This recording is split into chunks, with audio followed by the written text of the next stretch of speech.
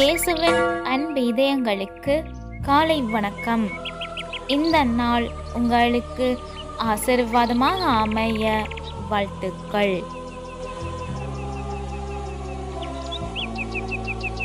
இப்புதிய நாளுக்கான ஆசீர்வாத இறைவசனம் திருப்பாடல்கள் அதிகாரம் 31 இறை வார்த்தை 3.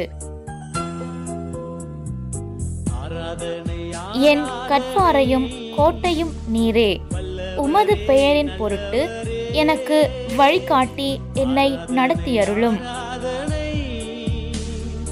அற்புதமே அதிசயமே